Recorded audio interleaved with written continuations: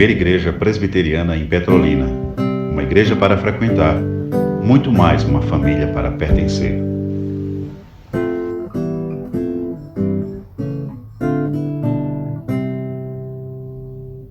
Abramos a Bíblia no livro dos Atos dos Apóstolos, capítulo 11, o versículo 26. E aí vamos fazer a oração cantada em seguida. Senhor, formoso é.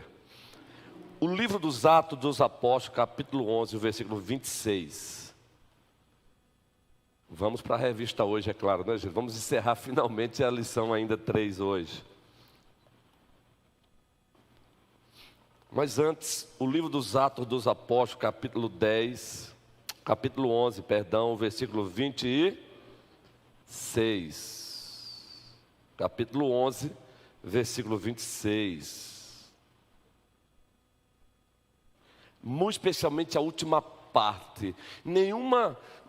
Nenhuma palavra das Escrituras se encontra ali por acaso, se encontra ali do nada, nenhuma. O soberano Espírito Santo, o autor primeiro das Escrituras, e aí nós chamamos de inspiração verbal e plenária, ele levou o escritor a escrever o que ele queria. Organicamente, é claro, sem anular a personalidade do escritor secundário. E observe essa nota que o Espírito Santo deixou para nós, e ele quer que relembremos com frequência. Aqui Lucas continua narrando o avanço missionário da igreja. O livro dos Atos dos Apóstolos é o livro, literariamente falando, conhecido como o livro histórico do Novo Testamento. Mas a temática desse livro é justamente o triuno Deus em missão, levando a igreja a fazer missão,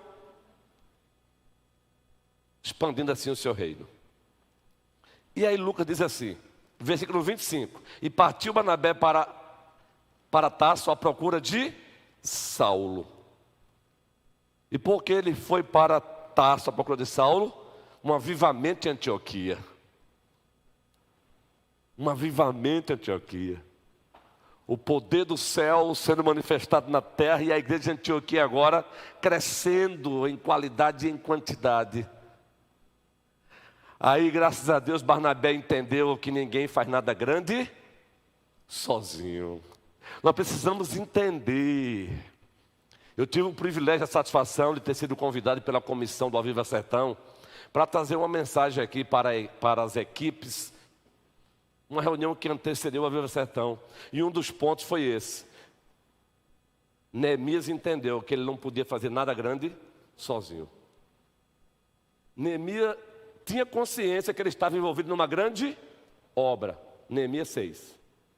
Mas ele entendeu que ele não poderia executar essa grande obra sozinho. Aí quando você volta para o capítulo 3, você percebe uma lista de pessoas onde o texto encontra assim: e ao lado de, ergueu as muralhas tal. E ao lado de, ergueu as muralhas tal. Barnabé entendeu que ele não poderia estar sozinho em Antioquia.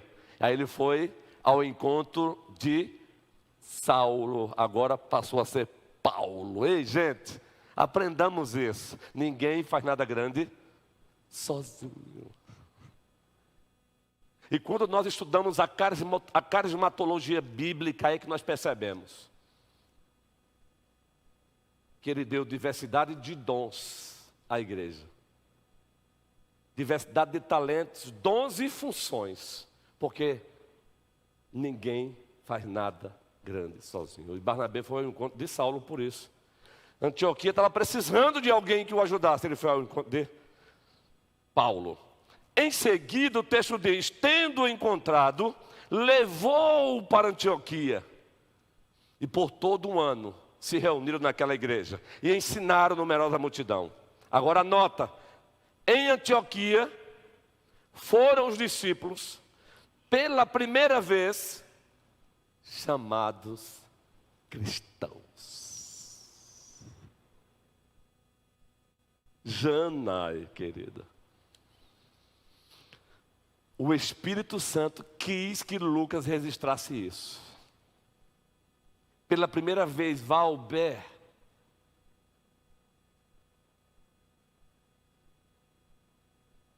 Os discípulos foram chamados de cristãos. E não foram os próprios discípulos que disseram: ore para nós, nós somos cristãos. Não, os de fora olharam para eles e disseram: são cristãos. Agora, qual a razão disso? Qual a razão das pessoas de fora terem olhado e disseram: são cristãos? Porque eles estavam imitando quem, gente? Cristo. As pessoas estavam olhando para eles, estavam vendo cópias de Cristo, como tem aí o Jesus Cópia, um ministério aí. Que Deus abençoe esse ministério. Cópias de Cristo. A nossa pastoral foi em torno disso, envolve isso. Só se parece com Cristo quem está em Cristo, quem anda com Cristo, quem se satisfaz em Cristo, quem tem plenitude de vida em Cristo, quem tem intimidade com Cristo. Logo, logo vou pregar uma série temática aqui na igreja falando sobre enraizados. Quem vive em Cristo, caminhando com Cristo, intimidade com Cristo, quem ama Cristo, nada mais importa senão ver Cristo sendo glorificado. Então, meus irmãos, vamos fazer agora essa oração cantada e assim vamos para o estudo. Senhor, que as pessoas olhem para nós lá de fora e elas possam dizer: esse é um cristão. Essa mulher é uma cristã. Não pelo simples fato de saber que você é membro de tal ou tal igreja ou membro da primeira, mas acima de tudo, por perceber ações em você que refletem as ações de Cristo. Senhor, formoso és, tua face eu quero ver, pois quando estás neste lugar, tua graça invade, acende a chama, ó Pai. Faça essa oração. Que uma vez brilhou, vem limpar, brilhar, resplandecer o meu primeiro amor. Vem limpar, brilhar, resplandecer o meu primeiro amor. Amém. Amém. Frederic, Deus te abençoe, querido. Família linda, hein? Vamos lá, revistinha aberta aí, queridos. Hoje, finalmente, a gente encerra. Perdoe-nos aí o tempo que estamos gastando aí, queridos, na terceira lição. Não é? Negação do pecado. Eu acho que a classe de jovens já está em que lição, por exemplo, César? Já deve estar na quinta, não é? Na sexta. Gente, eu tenho que correr. Correr no bom sentido, não é, gente? Para não ficar a classe aqui não ficar muito atrasada. Mas aí eu quero contar com a cooperação de vocês, como eu já tenho contado. Qual é a cooperação? É justamente isso. Pode pedir a fala. Agora, se for para acrescentar, não para repetir o que o outro repetiu, que aí a gente perde tempo, não é? Se repetir o que o outro já disse, aí a gente perde tempo. Agora, se for para acrescentar, maravilha, beleza? Mas vamos começar lendo 2 Timóteo capítulo 4. 2 Timóteo, carta de Deus, capítulo 4. 2 Timóteo capítulo 4.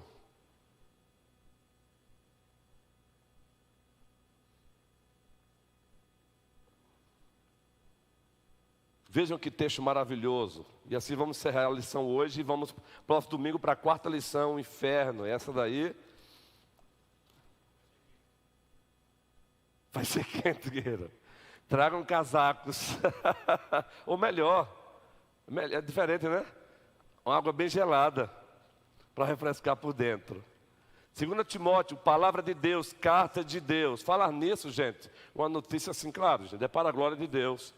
Mas o reverendo Roberval Góes, que esteve aqui conosco nos abençoando domingo, ele, com frequência, ele está fazendo um programa lá em Recife.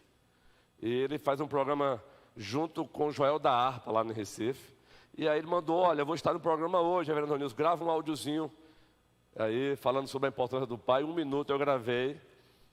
E aí eu entrei para assistir. Não deu tempo para compartilhar no grupo da igreja. Agradeceu, vibrando com a primeira igreja. Deixe que os homens vos louvem. Deus é bom, guerreiros. Louvando, ele está encantado com a primeira igreja, guerreiros. Deus seja louvado. E mandou um abraço, ele falou, gente, eu esteve em Senhor Bonfim, pregando na reunião do sínodo, e de lá passamos e estivemos com a primeira igreja de Petrolina. Gente, que bênção, que bênção, que bênção. E depois mandou um abração para o colega dele. Foi uma maravilha, está empolgado. Deus seja, prossigamos sendo uma igreja que instrui, inspira, impulsiona.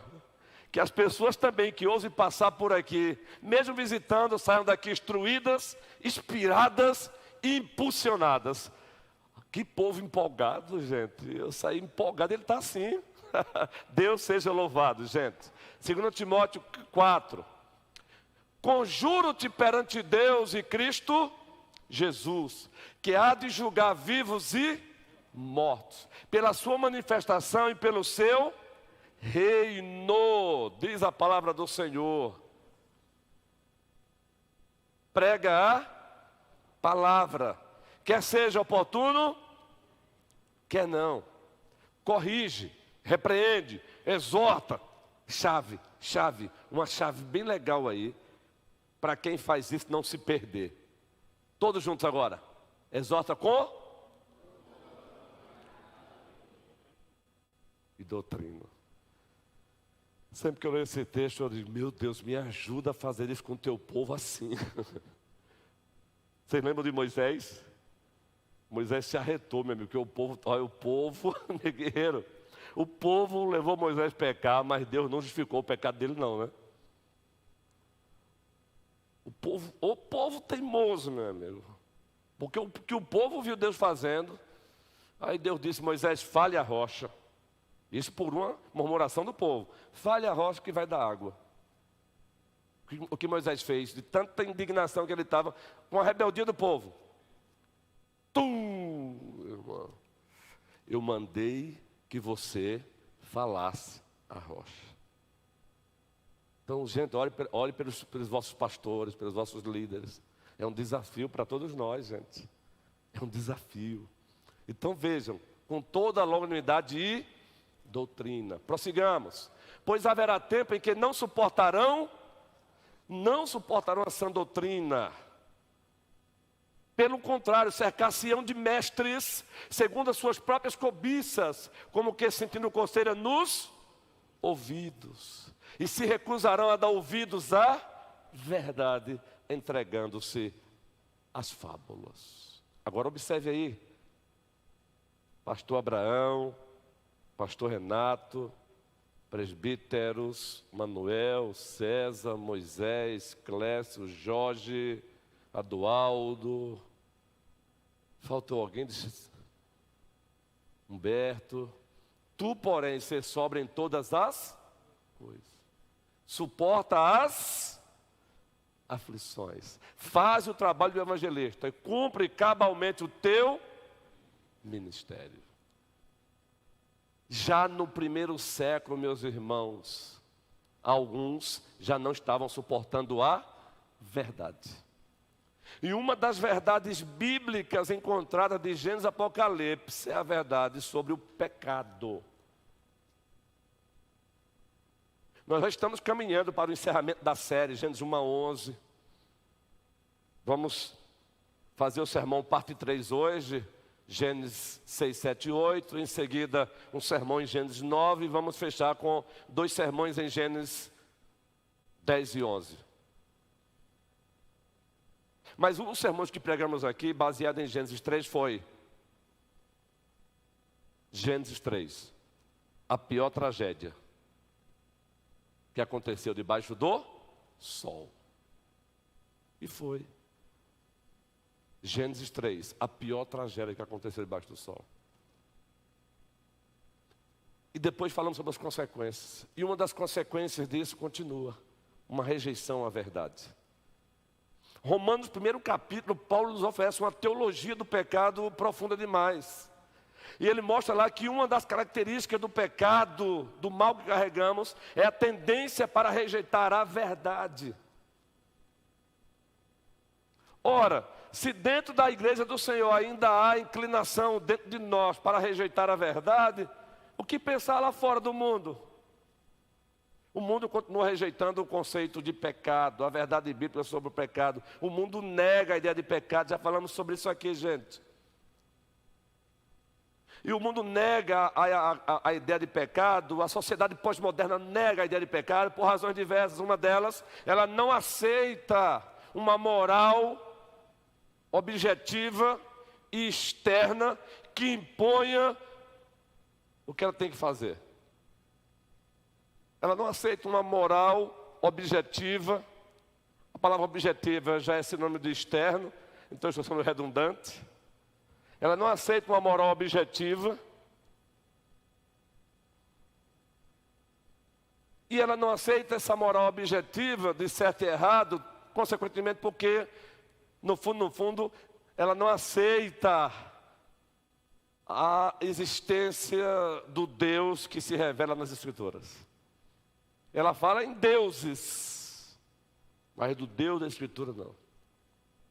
Então, no primeiro tópico dessa lição, nós aprendemos que existe uma moral objetiva que é universal, global e eterna.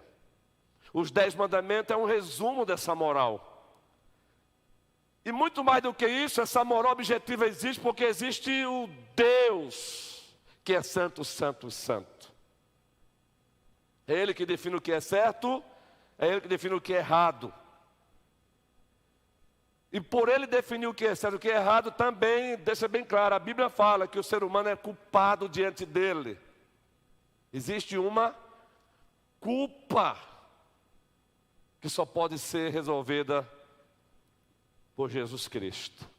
Só pode ser resolvida por Jesus Cristo. E por conta disso, haverá no porvir o juízo final. Esse foi o primeiro tópico dessa lição, capítulo 3. Em seguida, no segundo tópico, a revista fala que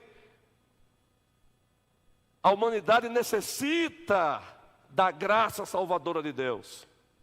A humanidade necessita da graça salvadora de Deus, porque o pecador é carente da graça de Deus. Romanos 3, todos pecaram e destituídos estão da glória de Deus.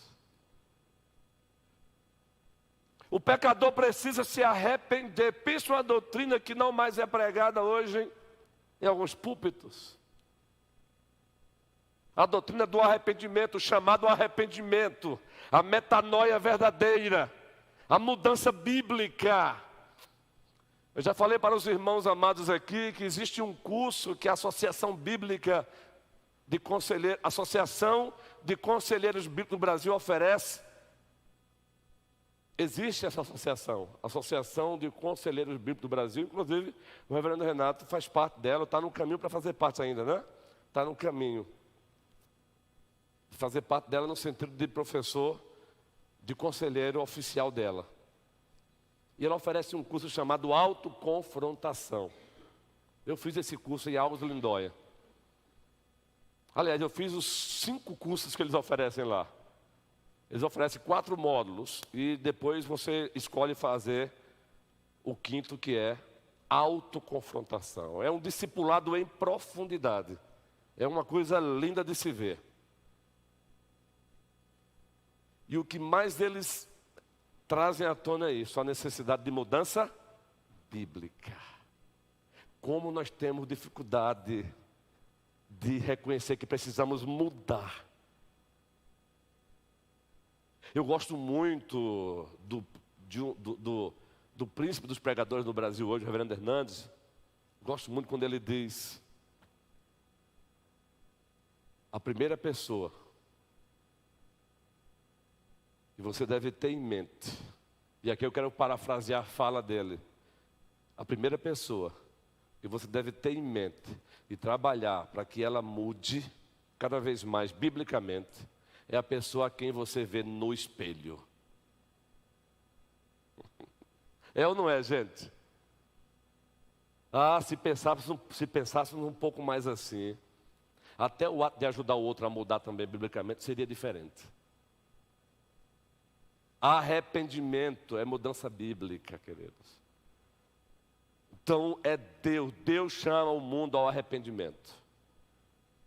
A humanidade precisa se arrepender, o pecador precisa de Deus. É impressionante quando nós confundimos o Evangelho com os frutos do Evangelho. Como assim, pastor? Confundimos o Evangelho com o resultado do Evangelho, confundimos. O resultado que o Evangelho provoca, ele é necessário e são evidências de que o Evangelho chegou em você. Mas não confunda os resultados do Evangelho com o próprio Evangelho em si. Presbítero César, o microfone é para o homem. Não confundamos o Evangelho com o resultado. Qual é o resultado do Evangelho?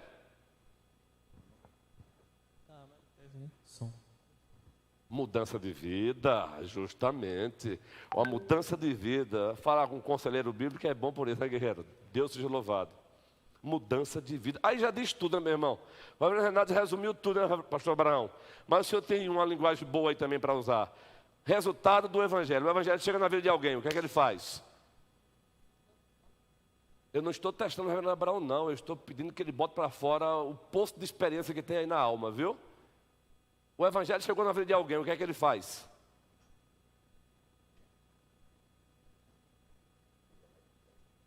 É por conta do ouvido, viu, gente? Ele usa um aparelho, por isso que ele demorou.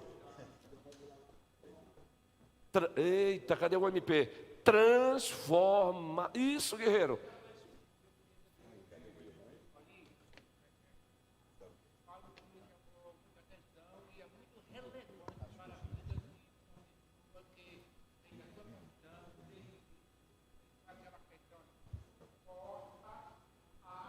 Aflições.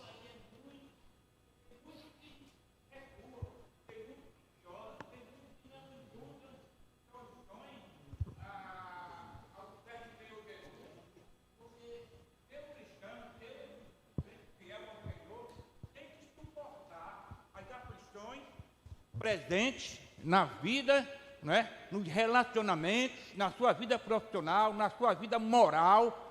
E esse texto aí, essa frase aí me chamou muito a atenção. Tu, porém, ser sóbrio em todas as coisas.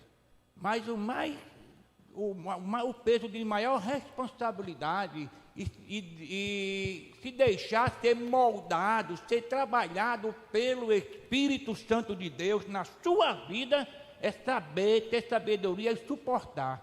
Porque muitos abandonam a igreja, muitos ficam intrigados uns com os outros porque passou por um problema, uma dificuldade, alguma diferença nos relacionamentos, na vida conjugal. E Timóteo, ele diz, suportar, porque o próprio Jesus Cristo foi quem suportou muito maior do que nós. Justamente. E tem pessoas que deixam de vir à igreja porque aquele irmão, aquela irmã ou pastor não falou comigo, não deu atenção. Aí, suporte. Por isso a palavrazinha chave que o senhor colocou também, transformados. O Evangelho transforma. Presbítero César, pode voltar para o microfone para ele, que ele pediu lá faz um tempão. Ah, está ali. Transformado. Obrigado, guerreiro. Transformado. Presbítero César. É só para contribuir, como o tema da lição é a negação do pecado. Tem uma matéria, né, dentro da... Quem faz o bacharelado de teologia, né? Chamado, salvo engano, armateologia. Armateologia. Não é, pastor? Em que fala justamente, que é o estudo sobre o pecado, vamos dizer assim, né? Sua origem. E interessante, pelo menos quando eu estudei sobre o assunto no passado, o que é pecado, né? Começa já a questão do conceito, né? Porque o que eu faço aqui é pecado e o que o cara faz lá na Alemanha não é, ou vice-versa, só para exemplificar, não é? Então o pecado ele é regionalizado, não é? É pecado o que eu faço aqui diante de Deus, mas o que quem faz na Alemanha não é diante de Deus, né? Então bem interessante. E na nossa confissão de fé, salvo engano, acho que é o capítulo 20, que fala sobre Liberdade cristã e liberdade de consciência, eu acho que é isso. Capítulo 20. Isso, liberdade de consciência. Vale a pena uma leitura, né? Porque ele trata um pouco sobre isso, não é? Para que a gente não chame de pecado aquilo que nunca foi, né? E não chamar de pecado aquilo que é. Não é? Isso. Então, essa negação do pecado dentro da lição 3, e a gente viu isso muito com os jovens lá, e debatemos bem sobre isso, o que é pecado, de fato, né? E sempre procurar ver, né, o que é que está ferindo, transgredindo a santidade de Deus. Basicamente isso. Isso é tão importante, queridos, termos o entendimento bíblico do que é pecado, porque como igreja, e aí é o terceiro ponto da lição, encerrando, para encerrar mesmo, o terceiro ponto da lição é a necessidade, aliás, a igreja precisa recuperar sua credibilidade por meio da fidelidade bíblica. O que nos chama a atenção é que muitas vezes a igreja, por não tomar cuidado, no processo de oferecer a solução para o pecado, ela comete pecado. E aí foi citado aí pelo presbítero César. Eu lamento pelo fato de que ele descambou, o Ricardo Gondim, descambou mesmo, abraçou, e começa assim, meu irmão. Você começa a ver um precedente hermenêutico na Escritura, você vai desembocar em teologia liberal até o tutano, alguns até o ateísmo. Enquanto que C.S. Lewis fez o caminho contrário do ateísmo para o cristianismo, você encontra pastores hoje descambando do teísmo cristão para o ateísmo. Acredite, eu conheço um colega pastor hoje que se considera um ateu. Com certeza, eu vou dizer para ele que ele está faltando com a verdade, se no mínimo ele leu C.S. Lewis. Eu não estou dizendo que C.S. Lewis é a solução para o ateísmo dele, não, porque a coisa é mais profunda.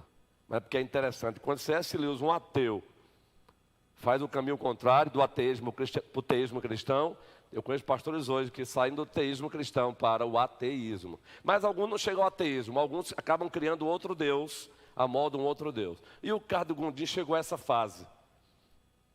Um pastor que era muito respeitado lá atrás, e está pior do que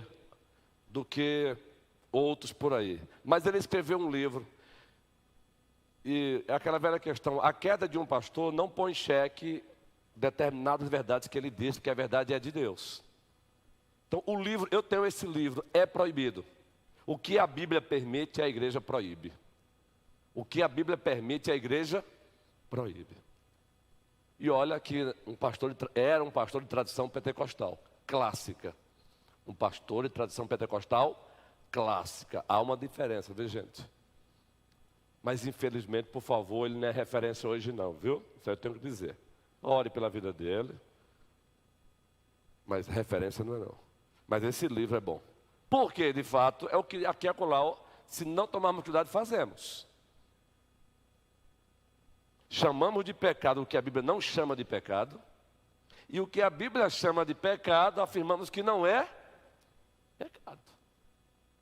Por isso que a fala do presbítero César foi interessante. Alguns seminários colocam essa disciplina martiologia, mesmo, como ele disse, um H aí, a transliteração martiologia, a doutrina do pecado, dentro da antropologia bíblica. Outros separam. Tem seminário que, além de antropologia bíblica, tem a cadeira de hamartiologia. Precisamos relembrar sempre a igreja isso, guerreiros. E junto com a hamartiologia tem justamente a doutrina da santificação. Muitos conceitos equivocados. E aí você vê a igreja saindo para evangelizar, alguns cristãos ainda fazem hoje, e chegam assim: você fuma? Fuma. Tem que parar de fumar, senão vai para o inferno. Entende? Querendo tratar, elas partem do resultado, elas começam a evangelizar a partir do resultado. Abandonar os vícios é resultado do poder transformador do Evangelho. Então eu não tenho que chegar para o camarada que fuma e dizer, pare de fumar, porque senão, não. Há algo mais profundo do que isso. Precisa primeiro destronar os deuses que estão dominando seu coração. E quando o Deus verdadeiro volta para o coração desse homem, o resultado é que ninguém vai precisar forçar ele deixar de fazer o que deve deixar de fazer. Deixa eu dar um exemplo aqui para vocês.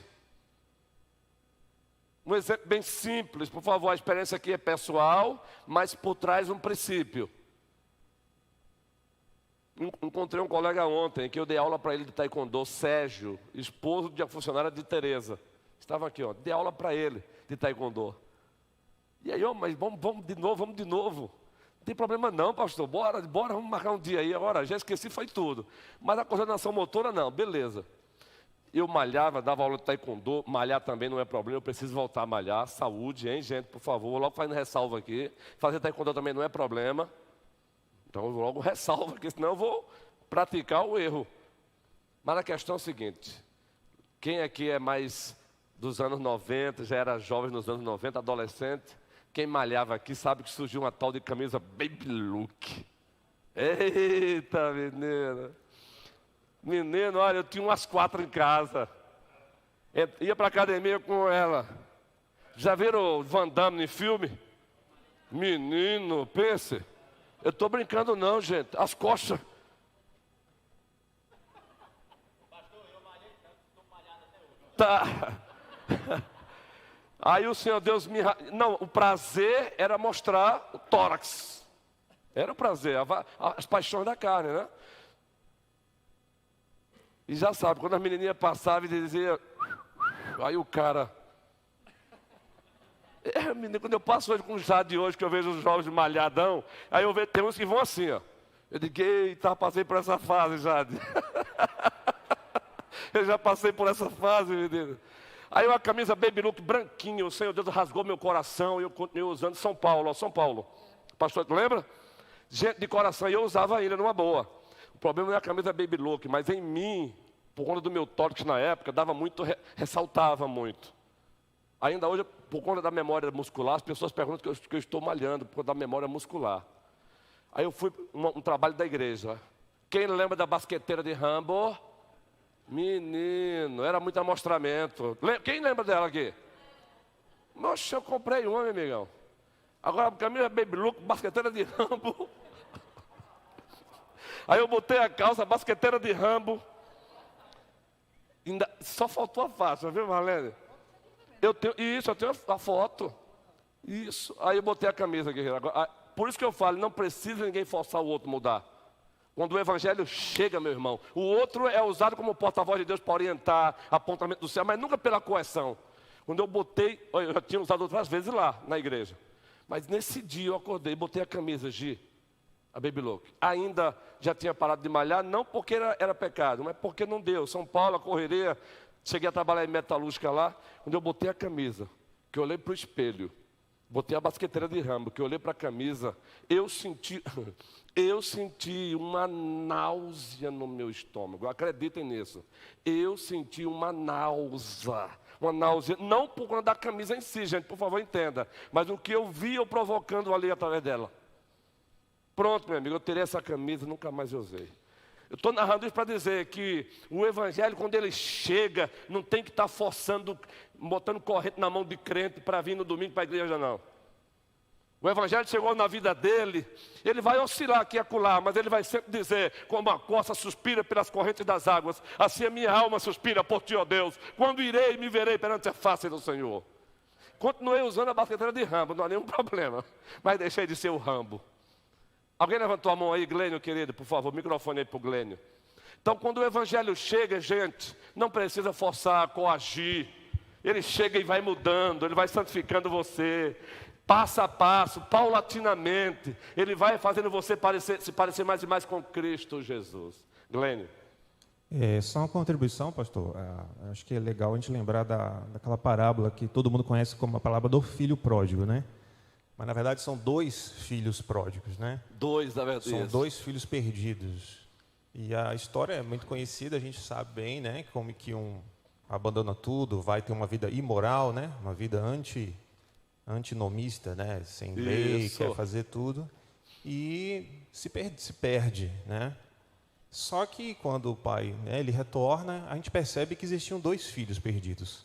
o outro filho que fazia tudo certinho, moralmente falando, né? Vamos pensar, fazendo a analogia, estava dentro da igreja, estava fazendo tudo certo, né? Tudo correto, mas estava completamente perdido, né? Então, muitas vezes, a gente confunde essa questão do pecado, né? Quando você estava falando da questão do pecado, do que é, no que é, muita gente acha que o pecado é exatamente o antinomismo, ou seja, falta de lei. Mas muitas vezes a gente pode estar perdido fazendo tudo certinho. Isso. Moralmente certinho, está tudo aqui, mas na verdade estamos perdidos. Perdido tanto quanto o famigerado filho pródigo. Colocaste bem, guerreiro. Colocaste bem. E por isso que Cristo disse, fala do espírito da lei. Veja, o filho pródigo, na verdade os dois, ele diz, olha, eu sempre fiz tudo certinho. O Senhor nunca matou um novilho para mim. Lembram? Agora, o que é fantástico na parábola que diz o que lá? Mas meu filho, tudo que é meu é teu. Confirmando o que o Grêmio falou, estava faltando o quê? Coração transformado, gente. Coração transformado. Tudo que é meu é teu. E é isso mesmo. Precisamos tomar cuidado, gente. E lembre do apóstolo Paulo, só acrescentando. O apóstolo Paulo, que Cristo foi buscar lá em Damasco, ele era o quê? Lá em Filipenses ele dá uma biografia. Ele diz, olha, da minha turma não tinha ninguém igual. Fariseu. Agora, quando a gente usa a palavra fariseu hoje, gente, a gente já tem a noção de algo pejorativo. Por favor, não era assim lá não. Não era assim lá não. Eles eram respeitados. E Paulo diz, olha, da minha turma não tinha igual. Ele era irrepreensível, ou seja, fazia tudo certinho. Mas, no entanto, estava caminhando nas trevas. Microfone para Raquel. Mas quem pediu a mão ontem? Foi o... Segura aí, Raquel, rapidinho. O Alisson levantou e dá o microfone aqui, o Alisson. O coraçãozinho está bem, né, Alisson? Ele saiu ontem, gente, abaixou a pressão. Eu tive que abrir o portão para ele, mas está bem. Foi só um estressezinho. Foi só. Vai lá, guerreiro. Não foi a palestra. Pastor, graça e paz, meus irmãos. Amém. Todo o processo que o Senhor passou em sua vida, como treinar, como lutar, foi justamente para ser usado nos dias de hoje. Isso. Então, isso faz parte desse processo, dessa transformação. Verdade, Se guerreiro. você era um líder no mundo, hoje você é um líder dentro da igreja. E é essa capacitação que Deus nos dá, como tem outros aqui que são aptos para conselho, porque já faziam aconselhamento antes de entrar na igreja, hoje já aconselham casais, irmãos. Todos nós temos um processo, um projeto e um plano de Deus nas nossas vidas. O que nós passamos antes de sermos filhos de Deus, salvos em Cristo Jesus, hoje você entende por que você passou todo aquele processo. Para que hoje você possa ir guerreiro. E pregar o Evangelho. Como o senhor já bem disse, Paulo, por exemplo, ele foi versado, letrado, ciências, economia, língua, e tudo isso ele trabalhou. Ele pegou essa bagagem que ele tinha e trabalhou para o Evangelho de Cristo Jesus. Antes de passar para a senhora, vou passar só para Raquel, viu, querido? Segura aí. Raquel, só fazer um comentário em cima da fala de Alisson. Alisson, querido, é forte isso. Eu posso estar, observe, eu posso estar nas exterioridades da vida, de acordo com a lei, e nas interioridades distantes. É aí onde entra a parábola. Está corretíssimo. E por isso tem que haver mudança. Corretíssimo. Raquel. Sobre os dois filhos pródigos, né? Isso. Então, aí é onde a gente deve se perguntar. Qual a minha motivação? Isso. Né? A quem eu estou servindo? Eita, maravilha, O que menina. você está fazendo é para glorificar a Deus? Tudo. Outra coisa, o Evangelho... Espera aí, mulher, repita que foi muito bom. Sermão de 3 pontos. Vamos lá. Qual a minha motivação? Minha motivação. Segundo ponto do sermão. Eu estou servindo, a quem eu né? estou servindo? Eu estou glorificando a Deus. Eu estou glorificando a Deus. Anote aí, hein? Deus seja louvado, é isso mesmo. E outra coisa também, o Evangelho, quando a gente escuta o Evangelho, ele confronta a gente. Isso. Então você não sai bem não. Isso. Você sai atribulado. Entendeu? Então, por isso tem muita gente que foge, não lê a palavra, não volta para o culto. Aí o que deve acontecer é chorar, bem-aventurados que choram. Chorar pelos nossos pecados, não é? E o Espírito Santo, ele convence do pecado, da justiça e do juízo. Aqui, na Alemanha, na França, seja onde for. Então, a gente tem que buscar esse Deus para transformação a cada dia e santificação. Deus seja louvado. Microfone para nossa amada irmã. Ela tem nos visitado com frequência, pertinho de Alice ali. Dona Cês, tem nos visitado com frequência, que acolá participa. Está lá o microfone? Já está lá. Estou aqui com o microfone. É isso aí, Raquel. Deus seja louvado. Só segura aí um comentário para fazer, Raquel. Gente, vamos aprender a trazer a cadernedazinha. Vocês perceberam que o Espírito Santo usa cada uma aqui, nos dá insights, luzes. Perceberam? Pois é. O que Raquel disse é o seguinte: o evangelho, antes de gerar o conforto do alto, ele gera primeiro desconforto. O evangelho, antes de gerar o conforto de Deus, ele gera o desconforto, que é a consciência do pecado. Olha só aí. Vai lá, minha irmã querida, nos abençoe aí também. Na minha convivência, né, com o ser humano, nesses 15 anos, o que o senhor falou é a pura verdade. O que transforma o ser humano é o evangelho. Isso. Não há nenhum outro caminho, é o evangelho. Porque a medicação é um paliativo. Quando passa o efeito da medicação, ele volta. Volta, tem a recaída. Então, se não tiver o evangelho, então não tem arrependimento.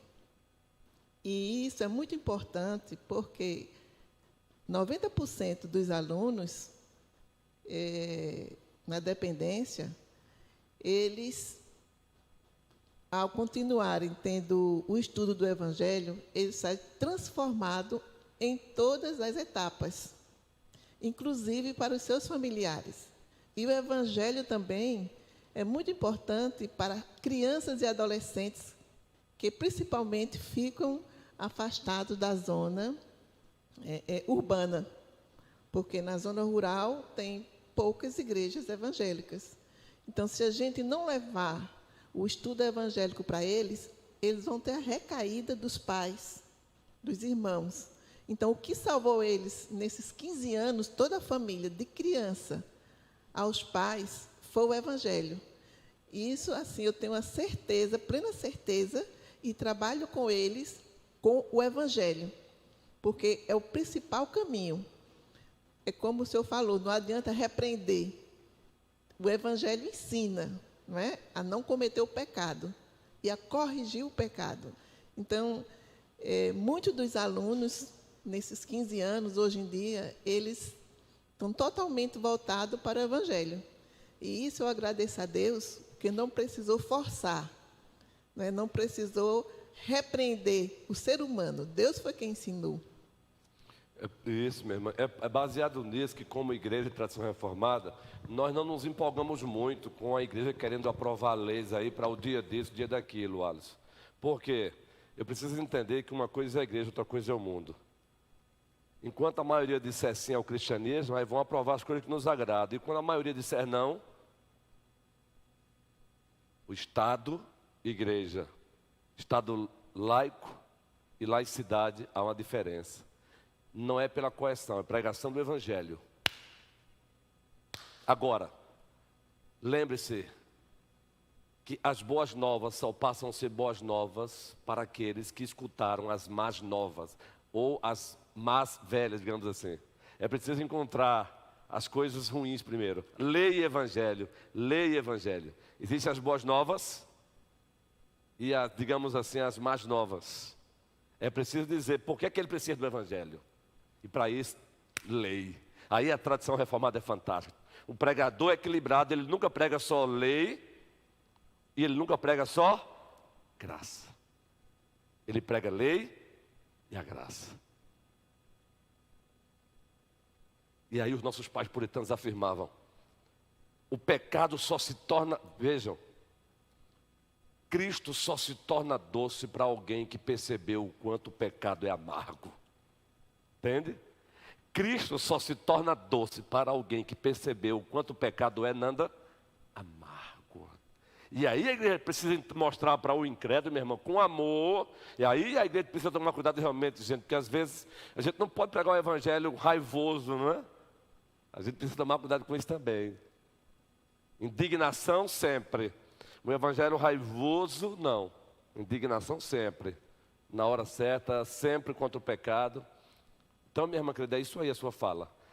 A gente precisa anunciar primeiro as más novas. Tem até livro falando sobre isso. E aí depois as boas novas. A ideia é o seguinte, prega a lei. Como é que Deus revela o pecado em mim? Qual é a ferramenta que Deus usa, Marlene, que Deus usa para mostrar o meu pecado? A lei. É a lei. Paulo disse, se não fosse a lei, eu não teria ciência de que eu cobiço. Então a lei, ela me pega, me descasca todinho. Hebreus 4, 12, 13, gente, coisa linda. A palavra de Deus é viva e eficaz, mais cortante do que qualquer espada de 2 gumes. Gente, ela tira a nossa pele. Aí no versículo 13 diz, todas as coisas estão nuas e patentes diante de Deus. Então, a lei de Deus e não a minha, eis aí a diferença. A lei de Deus e não a minha, que às vezes eu ouso inventar, a igreja ousa inventar. A lei de Deus está na Escritura, ela pega o homem e tira a pele. E diz, você está perdido. Você está doente da cabeça à ponta do pé. Aí deixa, a lei, um dos objetivos da lei é conduzir o homem a Cristo. E agora, o que fazer? Aí o pregador diz, Cristo é o remédio para você. Entende? Mateus 11, 23, 28. Vinde a mim. Todos vós que estáis cansados. A mulher que quebrou um vaso de perfume muito caro, com ele lavou os pés de Cristo. Vocês sabem o que levou ela a quebrar aquele vaso, Manu querida? O que levou ela a quebrar aquele vaso de perfume muito caro.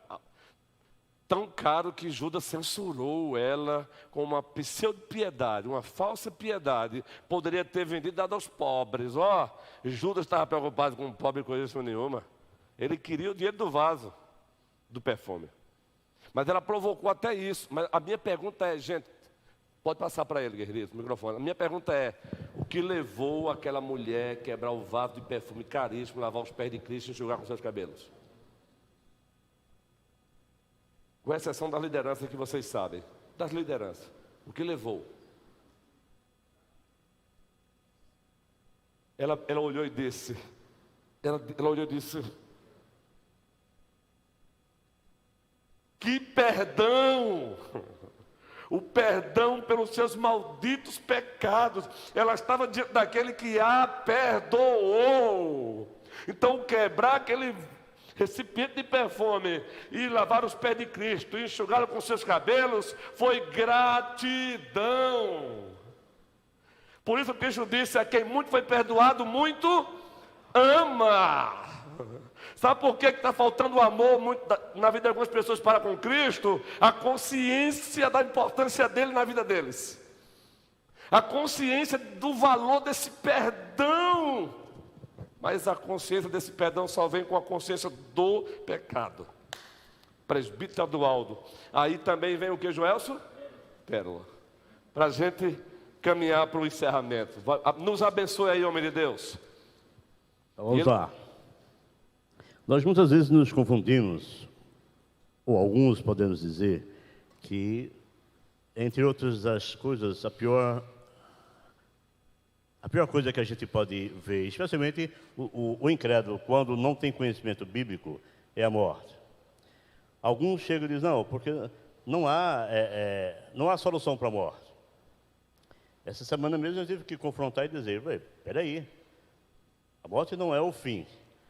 Primeiro, se Jesus ressuscitou, Deus ressuscitou, e Ele venceu a morte, nós também venceremos. Então, creia em Jesus. Isso. Então, veja, na hierarquia, biblicamente, a morte vem em terceiro lugar. Se nós formos buscar a resposta em 1 Coríntios 15, vai estar lá dizendo que tragada foi a morte pela vitória. Eu vou chegar lá no que o Senhor está falando aqui, tá certo? Tragada foi a morte pela vitória. Onde está a morte, a tua vitória? Onde está a morte, o teu aguilhão? Então, o aguilhão da morte é o pecado. Veja, a morte em terceiro lugar, o pecado em segundo e a lei em primeiro lugar. Por quê? Por causa da lei que nós descumprimos, que nós quebramos a lei diante de Deus, do qual ele disse, não matarás.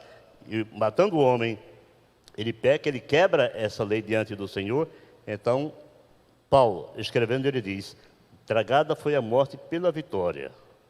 O aguilhão da morte é o pecado, mas a força do pecado é a lei. Então, a lei está em primeiro lugar. Quando esta é quebrada, vêm as consequências. Isso. E a própria Bíblia nos confronta, entendeu? E confronta o nosso pecado. Por isso que a força da lei, ou melhor, a força do pecado é a lei. Justamente, homem de Deus. Lembraste bem o que está lá em 1 Coríntios capítulo 15. Olha como a lei é importante. Para mostrar a gravidade do ser humano. Mas a gente não pode parar só na pregação da lei. A gente precisa, depois que mostrar a gravidade dele, mostrar a solução, o remédio, e ele é Jesus Cristo. Por isso que no dia 12 de agosto, também, às 9 horas da manhã, querendo o triuno Deus, a primeira igreja presbiteriana, mais uma vez, se encontrará lá no Bambuzinho. 12 de agosto, para anunciar a lei, mas com muita força, o Evangelho, as más novas e as boas novas, Jesus Cristo. Dia 12, coloque aí, Ministério Zaqueu, minha cidade para Cristo. E no dia 12 também, vai ser um dia muito puxadozinho, mas nos ofereçamos como libação a Deus, como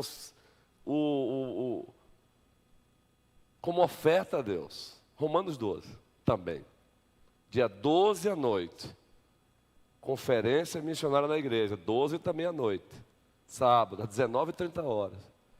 Com o tema, enquanto ele não vem, nós vamos. Enquanto ele não vem, nós vamos. Título até de um livro. Enquanto ele não vem, nós vamos anunciar as más novas, principalmente as boas novas. Dia 12. Claro que vamos aproveitar o dia 12 e celebrar o fruto do Evangelho. E a existência da IPB no Brasil é fruto do Evangelho. Celebraremos também no dia 12, 164 anos de presbiterianismo no Brasil. E aí está incluso a igreja mãe, que é a IPB, está incluso aí as suas filhas e netas, não é? Filhas e netas. Uma das suas netas é a igreja presbiteriana conservadora do Brasil. Quando eu falo que ela é neta, porque ela nasceu da IPI, Igreja Presbiteriana Independente. A IPI nasceu da IPB. Mas você tem a Igreja Presbiteriana Fundamentalista do Brasil, você tem a Igreja Presbiteriana Bíblica do Brasil, você tem a Igreja Presbiteriana Renovada do Brasil. Então a família presbiteriana e a igreja mãe é a IPB, Igreja Presbiteriana do Brasil. Então, queridos, o que tem a ver o encerramento dessa lição com a mobilização para esses trabalhos? O que tem a ver é que, como gratidão, existimos aqui no Brasil hoje como IPB, Igreja Presbiteriana do Brasil, sabe por quê? Um jovem com 26 anos de idade, Archibald Green Silent, depois de ouvir um sermão missionário da família Alexandre Rod, os Rod, no seminário de Princeton, ele ouviu aquele sermão e sentiu o seu coração queimando por missões.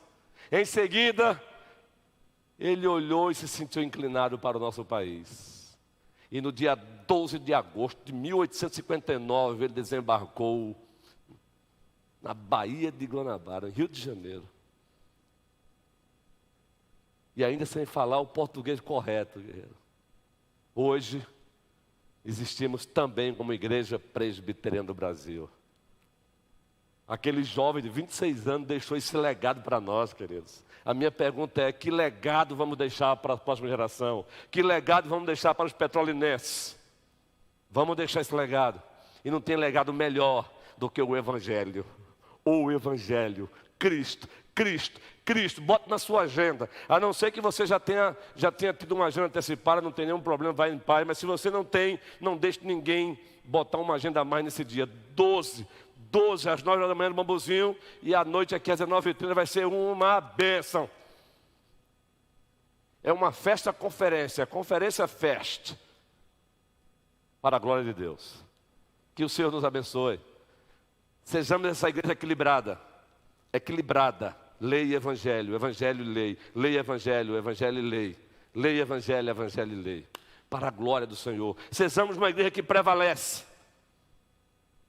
E uma igreja que prevalece é uma igreja centrada no Evangelho. Gente, tem uma série muito boa da Vida Nova. Igreja centrada no Evangelho, pastor centrado no Evangelho, uma vida centrada no Evangelho. Uma série maravilhosa. Não. Vamos para lá. Pisemos o pé, porque Deus é Deus. Fiquemos de pé e vamos orar.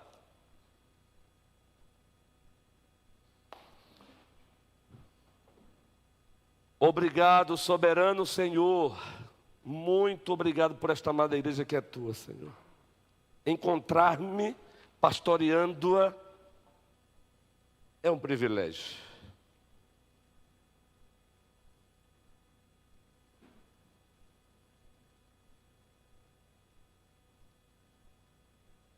Uma ilustração da verdade de que tu continua sendo o Deus do impossível. Porque não tem outra explicação. Então, muito obrigado pela existência desta amada igreja, este amado povo, esta comunidade abençoada, santa, imperfeita, sim, perfeição, só quando eu quis voltar. Obrigado pelo que estamos aqui usufruindo nesses meses. Obrigado, Senhor. Continua conosco, abençoando esta igreja, santificando-a na verdade, a Tua palavra é a verdade, que ela seja uma igreja centrada no Evangelho, que as nossas vidas sejam vidas centradas no Evangelho, que o pastorado desta igreja seja centrado no Evangelho. E com certeza, uma igreja assim, o Senhor se responsabiliza em acrescentar os salvos. O Senhor se responsabiliza em acrescentar os salvos, em arrancar a pessoa das trevas para a luz. Obrigado. Continua abençoando o colégio pastoral desta igreja, os nossos preciosos diáconos, as nossas sociedades, os nossos ministérios. A semelhança de ontem aqui foi uma bênção. Obrigado porque temos membros desta igreja também, tivemos membros desta igreja ontem abençoando ali mais uma vez no projeto, com o apoio do pastor Renato, e fomos informados que tinha muita gente ali ouvindo o Evangelho. Louvado seja o teu nome. E voltaremos para lá, logo, logo com o Zaqueu. Abençoa o nosso almoço, continua abençoando o nosso dia. É no nome de Jesus Cristo que oramos. Amém. Um bom almoço, guerreiros. Foi uma benção o trabalho lá no projeto